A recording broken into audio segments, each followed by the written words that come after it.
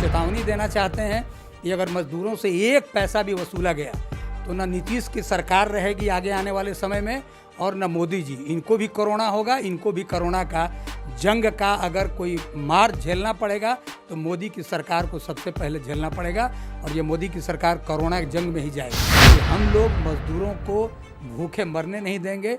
ये लॉकडाउन तोड़ना भी पड़ेगा तो लॉकडाउन को तोड़ेंगे, लेकिन मजदूरों को भूखों मरने की स्थिति से बचाने के लिए जो करना होगा वो लड़ाई इंटक करेगी, ये हम आपको कह सकते हैं। जिन मजदूरों को खाना नहीं मिल रहा है, जिन मजदूरों को के पॉकेट में एक नया पैसा नहीं है, उन मजदूरों को आप कह रहे हैं कि वो भाड़ा देंगे तब उनको लाएंगे। ये सरकार है देश की या पता नहीं ये अंग्रेजों के समय की सरकार है, समझ में नहीं आ रहा है। बढ़ाएं अपना कदम सक्सेस की ओर शिखर करियर इंस्टीट्यूट के साथ। शिखर करियर इंस्टीट्यूट पूर्वी भारत में एकमात्र कोचिंग संस्थान जो एक्सक्लूसिवली है मेडिकल एंट्रेंस एग्जाम के लिए। नमस्कार, मैं रुचा शर्मा और आप देख रहे हैं भारत लाइव। लॉकडाउन 3.0 लागू हो गया है और अब इसको लेकर भी कोरोना पॉलिटिक्स जोरों पर है। बिहार की बात की जाए तो अभी सबसे बड़ा मुद्दा है कि जो मजदूर बाहर फंसे हैं उनको लाया कैसे जाए। हालांकि कुछ मजदूरों को वापस ला दिया गया है, लेकिन अब केंद्र सरकार ने जब से ये फैसला कर लिया है कि उन मजदूरों को ही अपना जो भी खर्चा है आने जाने का वो निर्वहन करना पड़ेगा, उसके बाद से कहीं ना कहीं समस्याएं और बढ़ गई है और सियासत भी इसको लेकर खूब हो रही है। इस वक्त हमारे साथ इंटक के प्रदेश अध्यक्ष चंद्र प्रकाश सिंह जी हैं, उनसे जानने की कोशिश करेंगे। सर, जिस तरह से हालात बने हुए हैं, कितनी गंभीर समस्या हो गई है मजदूरों के लिए? देखिए, मजदूरों के लिए इससे ज़्यादा गंभीर समस्या कुछ भी नहीं हो सकती है। हमको तो बड़ा आश्चर्य लग रहा है कि जो मजदूर देश का रीढ़ है, देश का जो लाइफ लाइन है, देश के प्रगति उन्नति के लिए जो काम करता है, उन मज़दूरों के साथ इस तरह का व्यवहार हो रहा है कि उनको कहते हैं कि रेल का किराया देना होगा। अरे रेल का किराया देना होगा, इसी प्रवासी मज़दूर को नीतीश कुमार ने 1,000 रुपया दिया जीवन चलाने के लिए कि भाई रोजी रोटी कम से कम मान लो कुछ नहीं मिले तो एक शाम रोटी भी खा सकते हो। जिन मज़दूरों को खाना नहीं मिल रहा है, जिन मज़दूरों को के पॉकेट में एक नया पैसा नहीं है, उन मज़दूरों को आप कह रहे हैं कि वो भाड़ा देंगे तब उनको लाएंगे। ये सरकार है देश की या पता नहीं ये अंग्रेज़ों के समय की सरकार है, समझ में नहीं आ रहा है। अब आप देखिए, इतना ही नहीं, हम ये कहना चाहते हैं कि आखिर जो पीएम केयर्स फंड में वो पैसा ले रहे हैं, काहे को ले रहे हैं? आप कह रहे हैं कि हम लोगों को राहत देंगे, कोरोना में जो मज़दूर हैं या जो बड़े बड़े फैक्ट्री हैं उनको आप राहत पैकेज अनाउंस कर रहे हैं और इन मज़दूरों के लिए कोई व्यवस्था नहीं, सिंपल उनको घर आना है, उसके लिए भी इस तरह की बात की जा रही है। तो ये इससे ज़्यादा शर्मनाक बात और कुछ नहीं हो सकती है। मैं ये भी आपको कहूँगा कि आप इसको इस तरह से भी देखिए कि जो मज़दूर काम करते थे, कल तक जिस राज्य में काम करते थे, उन राज्यों की अर्थव्यवस्था भी पटरी पर नहीं लौटेगी अगर सारे के सारे मज़दूर, जितने जो प्रवासी मज़दूर हैं, अपने अपने राज्यों में लौट जाएंगे। दोनों समस्या खड़ी होगी। जिस राज्य से आएंगे वहाँ भी मज़दूरों की कमी होगी और अपने राज्य में जब आएंगे तो उनको रोज़गार का सामना करना पड़ेगा। बिहार में क्या है? बिहार में नीतीश कुमार एवरी डे केवल बोलते हैं मनरेगा के बारे में कि मनरेगा में हम काम देंगे, मनरेगा में काम देंगे। अरे मनरेगा में तो अभी जो मज़दूर हैं उनको काम नहीं मिल रहा है और मनरेगा में किस तरह की लूट है, किस तरह का व्यवस्था है, वो किससे छुपा हुआ है। और ये लाखों मज़दूर जब बिहार में आएंगे तो केवल मनरेगा से काम नहीं चलेगा। नीतीश कुमार जी कहीं ना कहीं ये इसमें हम कहते हैं नरेंद्र मोदी जी भी अगर हैं तो ये तो केवल राजनीति करने से नहीं होगा ना। आप राजनीति करना चाहते हैं या मज़दूरों को राहत देना चाहते हैं। पहले दफ़ा आपने लॉकडाउन किया तो लॉकडाउन करने के समय आपने ये नहीं सोचा कि आप शुरू से ही, सोनिया गांधी जी ने आज जो कहा है, तो सोनिया गांधी जी ने शुरू से इस बात को उठाया कि लॉकडाउन के समय से ही उन्होंने कहा कि लॉकडाउन को लगाने के पहले थोड़ा सा कम से कम उनको एक बार समय देना चाहिए था। ये तो नोटबंदी से लेके जीएसटी से लेके लॉकडाउन तक सब चीज़ को अचानक प्रहार के रूप में ले आते हैं, लोगों को संभलने का भी मौका नहीं देते हैं। इनको ये पता नहीं है कि देश के जो गरीब हैं क्या व्यवस्था है। एक तो मज़दूरों पर चौतरफा प्रहार है। आज देश में जो जीडीपी ग्रोथ होता है, उस ग्रोथ का जो अमीर हैं देश के लोग, 1% जो लोग हैं वही 73% उसका उपभोग करते हैं। तो ये मज़दूर का जो कंट्रीब्यूशन है उसको तो कुछ मिल नहीं रहा है। आज सारे जगहों पर हम कह रहे हैं कि हमने पहले भी कहा था कि बिहार में Nitish Kumar ji construction welfare board का जो फंड है 2000 करोड़, उसमें से 2 रुपया भी इन्होंने अभी तक मज़दूरों को नहीं दिया है। वो प्रवासी मज़दूर भी हैं जो लौट के आएंगे, वो भी रजिस्टर्ड हैं। लेकिन अब सवाल है कि किससे बात किया जाए, सरकार सुने तब ना। सरकार सुनती नहीं है। आज की सरकार केवल बोल रही है, केवल प्रवचन दे रही है, सुनने का उनके पास समय नहीं है कि वो लोगों के दुख तकलीफ़ को सुने। नीतीश कुमार जी हों, कहाँ इन्होंने कभी कोई सोशल ऑर्गेनाइजेशन को या कोई मज़दूर यूनियन को या कोई किसानों के संगठन को, ग्रामीण क्षेत्रों में जो काम करते हैं ऑर्गेनाइजेशन को, पॉलिटिकल पार्टी को, सबको बुला करके अरे देश पर संकट है तो केवल नीतीश कुमार जी, राज्य में संकट है तो नीतीश कुमार जी के लिए केवल नहीं है ना, राज्य के हर एक लोगों के लिए है।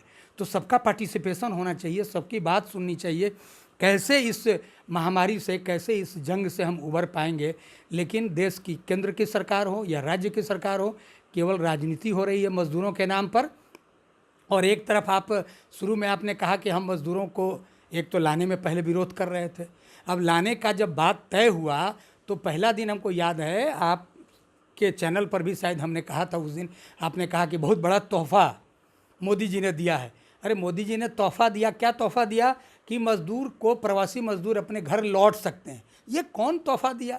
आप लौटने के समय उनके पैर में बेड़ी डाल रहे हैं, लौटने के समय उनसे टैक्स मांग रहे हैं।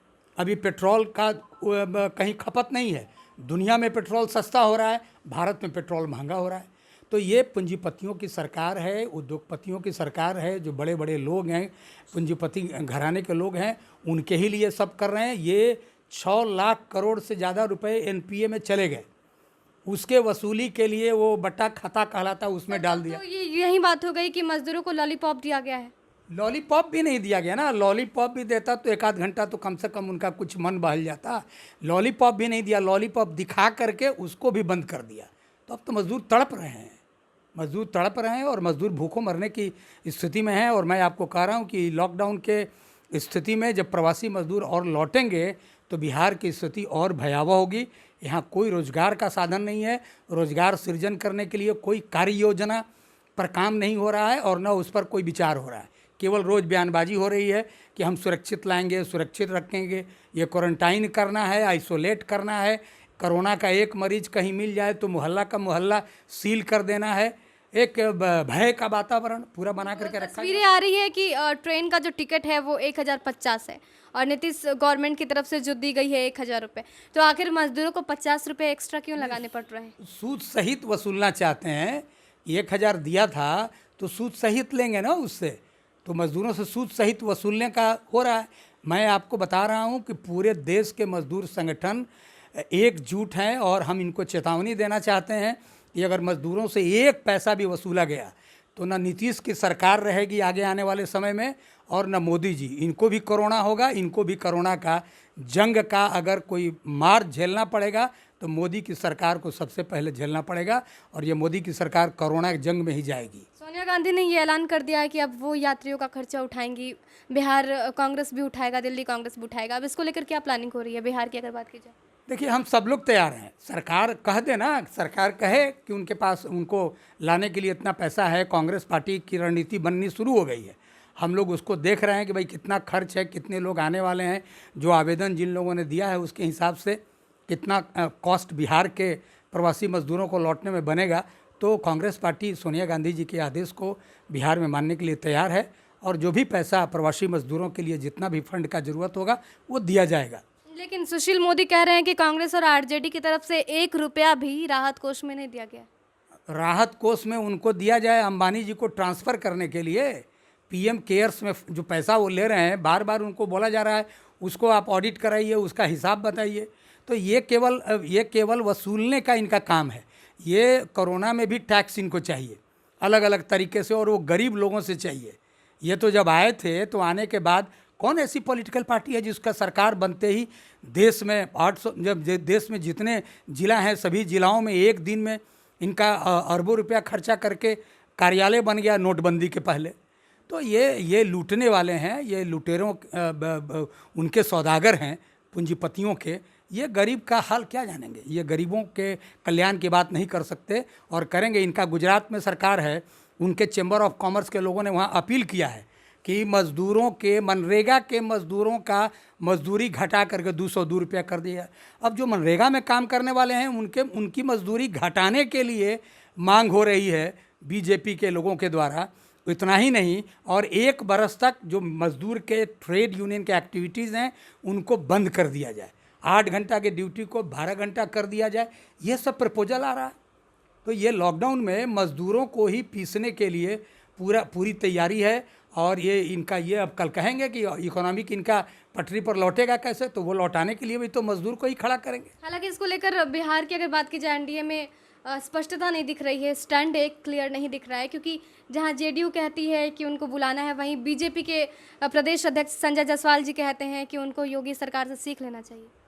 नहीं, ये योगी सरकार से ये इन लोगों का जो है ना, ये खेल चूहा बिल्ली वाला इनका खेल चलता है। ये दोनों लड़ते हैं, दोनों बोलते हैं, दोनों सत्ता के लिए बस उनका खेल है। गुमराह करके उधर लोगों को रखे कि भाई ये बीजेपी वाले तो अच्छा बोल रहे हैं, कभी जेडीयू वाले अच्छा बोल रहे हैं। ये दोनों अच्छा नहीं बोल रहे हैं, अनाच्छा कर रहे हैं। ये दोनों जनता को गुमराह कर रहे हैं, एक दूसरे को नहीं कर रहे हैं, ये जनता को गुमराह कर रहे हैं। और गुमराह करके केवल सत्ता में बने रहने का या पुनः सत्ता में कैसे लौटेंगे उसी की तैयारी हो रही है, उसी की बात हो रही है। लेकिन इस बार जो कोरोना के महामारी में, इस जंग में जो इन्होंने किया है, पूरा देश देख रहा है। ये अब लौटने वाले नहीं हैं। अब बिहार के भी लोग देख रहे हैं। इन्होंने 1-1 हज़ार रुपया बांटा। राशन कार्ड में जो फ्री जो देना था अनाज, वो अनाज आपको मैं कहता हूँ, आप बहुत सर्वे कर रहे हैं, आप लोग बहुत अच्छा काम कर रहे हैं। 1 प्रखंड को चुन लीजिए, मेरा दावा है 1 प्रखंड को चुनिए। अगर 1 प्रखंड में किसी भी पीडीएस के दुकान का जो क्षेत्र है, उनके लोगों से पूछिए कि उनको क्या फ्री राशन जितना सरकार ने कहा वो मिला, नंबर 1। नंबर 2 कि सस्ता अनाज जो 2 रुपये 3 रुपये किलो मिलना है, प्रति यूनिट जितना मिलना है वो मिला, तो आपको पता चलेगा। अगर मिला भी तो उसकी क्वालिटी क्या है।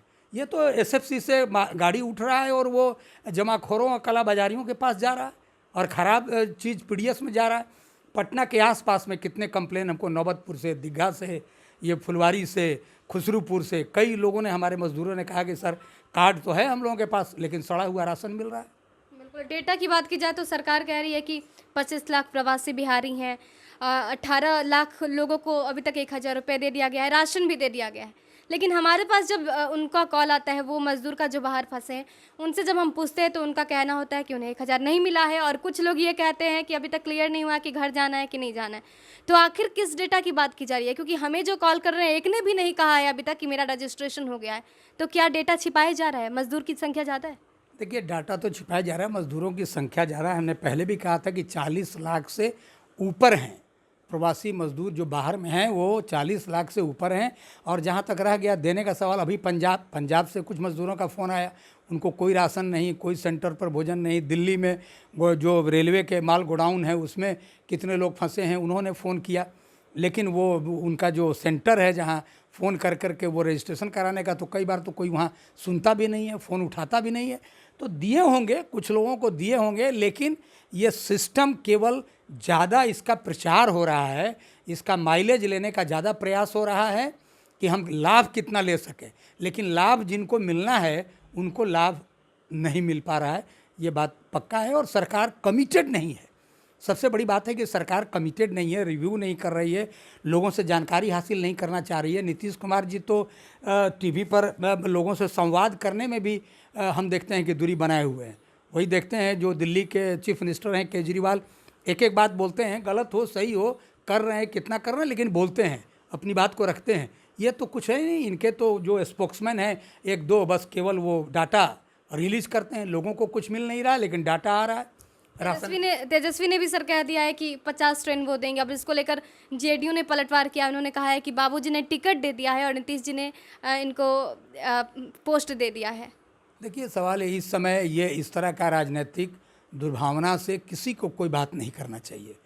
अगर सरकार काम कर रही है तो हम उसको बोलेंगे बढ़िया, और सरकार अगर काम नहीं कर रही है तो उनके काम पर हम चोट करेंगे, प्रहार करेंगे कि कौन सा काम वो गलत कर रहे हैं। ये जो राजनीति का आजकल जो ये भद्देपन के तरह जो व्यवहार हो गया है ना, वो ठीक नहीं है। उनके दादा ने क्या दिया, उनके बाप ने क्या दिया, ये सब ओछी राजनीति है। और ये जो ये लोग कर रहे हैं ये ठीक नहीं है। बिहार के लोगों को काफ़ी तकलीफ़ है, बिहार में उद्योग नहीं है, मज़दूरों के लिए रोज़गार नहीं है। उस पर बात होना चाहिए ना कि रोज़गार कैसे बढ़ेगा। अरे वो ट्रेन दे देंगे, वो बस दे देंगे, इससे क्या मतलब है। कितनी फैक्ट्रियाँ खुली हैं, नीतीश कुमार को बताना चाहिए वो बात। कितना इन्वेस्टमेंट हुआ है बिहार में वो बताना चाहिए। लॉकडाउन के बाद उन्होंने जो सेकंड लॉकडाउन ख़त्म हुआ उसके बाद उन्होंने कई उद्योगों को खोलने के लिए कहा। कितने उद्योग अब तक खुले हैं। अरे कोई उद्योग खुला है तो उसका आदमी जो जाना चाहिए काम करने वाला उसको पास नहीं मिल रहा है। सर, तो क्या लगता है कि जो मजदूर वापस आ गए हैं, क्योंकि जिस तरह से परेशानी उन्होंने 40 दिन झेल लिया है वो बहुत बड़ी बात है। बिहार सरकार की तरफ से कुछ किया नहीं गया उनके लिए। उनका कहना है, लगातार वो हमें कॉल करके ये बातें बताते रहते हैं। तो अगर वो वापस आ जाते हैं, क्या वो जाएंगे बाहर फिर से? देखिए, इतना डर उनके मन में हो गया है कि अभी तो नहीं जाएंगे। अब ये 6 महीना साल भर कितना दिन लगेगा, कोरोना वायरस का वैक्सीन आएगा, पूरी तरह से ये ख़त्म होगा। चूँकि ख़त्म होने वाला अभी तो है नहीं, जो दिखाई पड़ रहा है कहीं कोई आसार नहीं है, बढ़ ही रहा है, घट तो रहा नहीं है। तो ये ग्रीन जोन, रेड जोन जो भी बन रहा है, ये बनने के बावजूद इस बीमारी से लोगों को भय बनी रहेगी और इस भय के चलते मज़दूर वापस अब जाएंगे नहीं, यहीं कोई ना कोई काम ढूंढेंगे। तो नीतीश कुमार को इस पर कार्य योजना बनाना चाहिए कि आखिर जो लोग लौट रहे हैं हम कैसे काम देंगे। और उसके लिए सबसे ज़्यादा ज़रूरत है कि एक मैकेनिज्म डेवलप हो, लोगों से विचार विमर्श करें, जो सोशल एक्टिविस्ट हैं और भी तरह के ऑर्गेनाइजेशन हैं, सब लोगों से बात करें और रास्ता निकालने का प्रयास करें कि हम अपने मज़दूर को यहाँ काम कैसे देंगे। इनका नारा तो है, कहते तो हैं कि रोटी कमाने के लिए कोई मज़दूर हमारा, कोई बिहारी रोटी कमाने के लिए बाहर नहीं जाएगा। बाहर जाएगा तो पैसा कमाने के लिए। अब तो रोटी ही चाहिए, पैसा नहीं चाहिए, रोटी चाहिए। तो नीतीश कुमार जी को अपने वचन का पालन करना चाहिए कि रोटी कमाने के लिए लोग बाहर नहीं जाएंगे। बिहार में सभी बिहारी मजदूरों को रोटी उपलब्ध कराएं नीतीश कुमार, यही सबसे बड़ी चुनौती नीतीश कुमार के लिए है। तो सर, आप लोग भी विपक्ष में हैं, तो आपकी भी जिम्मेदारी बन रही है, क्योंकि आप सरकार को उन पर दबाव बनाते हैं और जनता की आवाज़ आप ही हैं। तो मज़दूर भी आपसे उम्मीद करते हैं और आप तो संगठन से भी जुड़े हैं। तो आप क्या कुछ कर रहे हैं उन मज़दूरों के लिए, क्योंकि अभी सबसे ज़्यादा उम्मीद आप पर टिकी है मज़दूरों की? देखिए, मज़दूरों के लिए तो हम लोग दिन रात इस लॉकडाउन की स्थिति में भी काम कर रहे हैं। लेकिन मैंने आपको कहा ना कि आज की जो व्यवस्था है उसमें अब सरकार कहती है कि ये होम मिनिस्ट्री का गाइडलाइन जितना भी आया है मज़दूरों के बारे में, नौकरी नहीं जाएगी, वेतन नहीं कटेगा, न्यूनतम मजदूरी मिलेगा, कोई गाइडलाइन अगर फॉलो हो रहा है। हम लोग पत्र नीतीश कुमार से लेके इनके श्रम लेबर डिपार्टमेंट को लिखते लिखते परेशान हो गए। सब जगह का श्रम विभाग तो काम भी कर रहा है, दुर्भाग्य है कि बिहार का श्रम विभाग काम भी नहीं कर रहा है, फंक्शन ही नहीं कर रहा है, एक बात सुनने को कोई तैयार नहीं है। तो सवाल है कि ये बड़ी मुश्किल है। अब आप देखिए, हम लोगों ने कुछ लड़ाई लड़ा, तब जा कर के ये हेल्थ वर्कर्स जो काम कर रहे हैं, एम्बुलेंस वाले, इनका बीमा हुआ। नगर निगम के लिए इतना हम अभी लड़ रहे हैं, प्रयास कर रहे हैं, लेकिन ये जो सफाई मजदूर हैं इनको अभी तक बीमा का प्रोविज़न कोरोना में भी नहीं कराया गया। तो सवाल है कि लड़ रहे हैं, कर रहे हैं, उसी में किसी का कुछ हो रहा है, किसी का कुछ नहीं हो रहा है। सरकार मजदूरों की बात सुनने को तैयार नहीं है, ये है। और ये लड़ाई हम समझते हैं कि विकट होगी। लॉकडाउन जैसे ही ख़त्म होगा, इस राज्य में भी बड़े आंदोलन की तैयारी है। राज्य से लेकर केंद्र तक मज़दूरों का जो कर्मचारी हैं उनका डीए काट लिया गया। अरे, और अभी दबाव बनाया जा रहा है कि प्रत्येक महीना, सरकारी कर्मचारियों पर दबाव बनाया जा रहा है कि प्रत्येक महीना आपको 1 दिन का वेतन काट करके देना है। ये चंदा मांगने का ये जो इनका सिलसिला हो गया है, ये पता नहीं चलता है। लाखों करोड़, एक तरफ तो 6.5 लाख करोड़ चला गया, उस पर कोई बात नहीं हो रही है, और आप मज़दूरों का डीए रोक रहे हैं कि आपको डीए नहीं मिलेगा। अरे क्या हो गया? 1 महीना में सरकार की अर्थव्यवस्था कहाँ चली गई, कहाँ आ गई? आप इतने अर्थव्यवस्था कोई मजबूत होने का दावा करते हैं और ये गरीब मज़दूरों से, कर्मचारियों से टैक्स कर रहे हैं और वसूल रहे हैं। तो ये सब लॉकडाउन के बाद हम लोगों की भी बड़ी तैयारी है। केंद्रीय स्तर पर सेंट्रल यूनियनों ने मीटिंग भी किया है, 1 मई का एक संदेश भी हम लोगों ने मज़दूरों के लिए प्रसारित किया है। और हम आपको बता रहे हैं कि हम लोग मज़दूरों को भूखे मरने नहीं देंगे। ये लॉकडाउन तोड़ना भी पड़ेगा तो लॉकडाउन को तोड़ेंगे, लेकिन मज़दूरों को भूखों मरने की स्थिति से बचाने के लिए जो करना होगा वो लड़ाई इंटक करेगी, ये हम आपको कह सकते हैं। और इसीलिए आपने देखा कि अगर जो प्रवासी मज़दूर आने वाले हैं तो कांग्रेस ने सीना ठोक के कहा कि जो आने वाले हैं उसका सारा खर्च हम वहन करेंगे। तो कल आने वाले समय में हम लोग कहेंगे मोदी को सबक सिखाने के लिए कांग्रेस खड़ी है और कांग्रेस पूरी मजबूती से इसका जवाब देगी। सर, हमसे जुड़ने के लिए बहुत बहुत थैंक यू, धन्यवाद आपको सबको, नमस्कार। बिल्कुल। तो जिस तरीके से सरकार अभी काम कर रही है और कोरोना पॉलिटिक्स किया जा रहा है, अब इस पॉलिटिक्स से काम नहीं चलेगा, बेसिक मुद्दों पर काम करना होगा, नहीं तो बिहार एक बड़ी तबाही की ओर चल रहा है और एक बड़ी चुनौती का सामना करना पड़ेगा सत्ता पक्ष को। देश और दुनिया की तमाम अपडेट्स के लिए हमारे साथ बने रहें और देखते रहें भारत लाइव। नमस्कार।